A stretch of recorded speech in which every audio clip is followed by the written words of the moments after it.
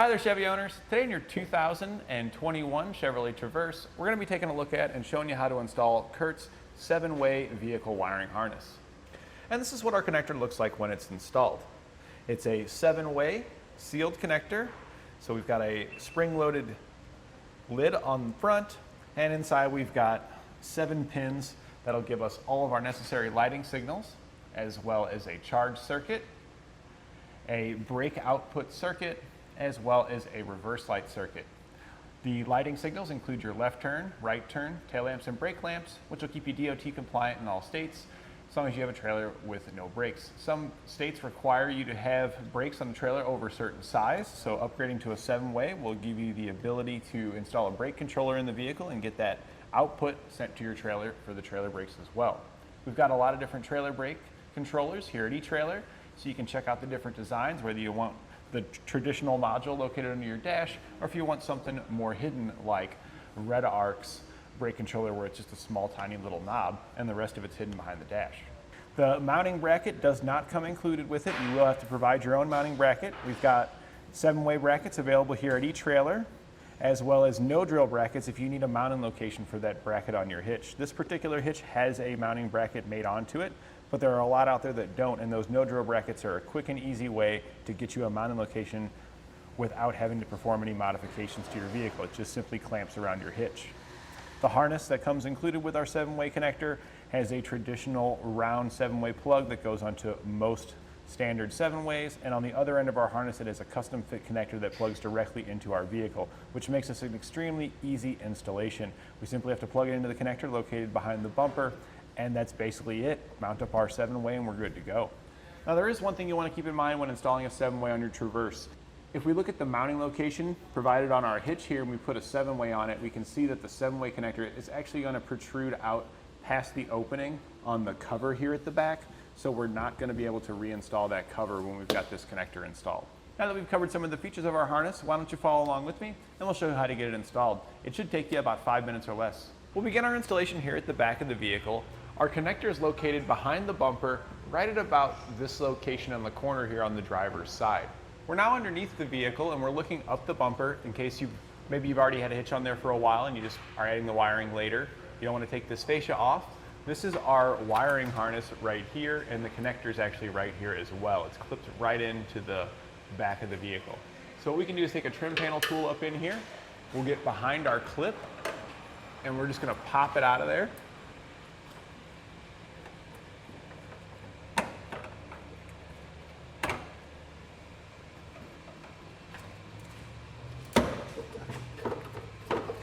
And we've got that popped off of there now, so we can pull it down, and now you can more easily see the connector.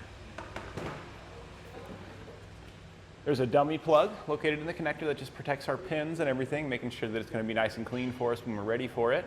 We're going to remove the lock tab back, and then we can press on the release tab now and pull the dummy plug off. Now that we have access to our connector, we can go ahead and plug it in.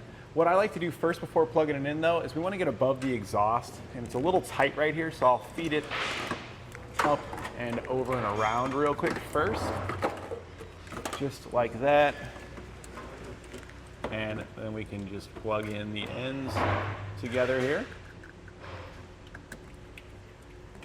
And then we can go ahead and take the tab that was securing it and we can go ahead and put this connector back up into place.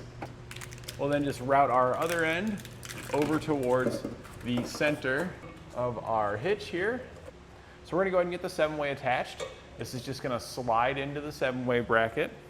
We'll take the hardware that came included with the 7-way bracket.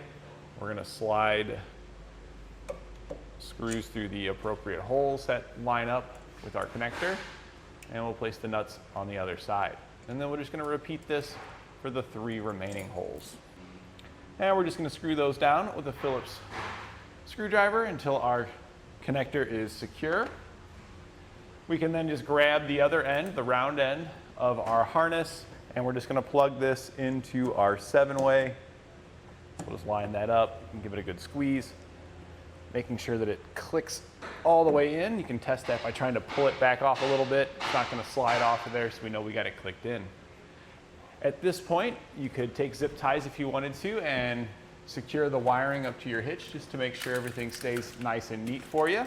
And then you're ready to plug in a tester or your trailer and test it out. We're going to be using a tester because in the event you have any faults on your trailer that could transfer to your vehicle here, and it may not function on your trailer because of a fault on the trailer. Using a tester on the back here is going to ensure that we know our vehicle is working properly, and if it doesn't work with the trailer, we know that the issue's over on the trailer side and we can address it then. I've gone ahead and gotten the vehicle, and you do need to start the vehicle to have all of your signals function properly out on your 7-way. So with the vehicle running, we plugged in our tester, and we want to verify we've got our left turn signal, right turn signal, tail lamps, brake lamps, as well as our reverse signal. And then when I turn all those off, you might notice there was a light that was lit up the whole time. That's our charge circuit light. So we can see that all the functions are working properly. The only one left to test would be a brake controller output, but we don't have a brake controller installed on the vehicle. If we were to install one, it would send the output out our 7-way as well. And that completes our installation of Curt's 7-way vehicle wiring harness on our 2021 Chevrolet Traverse.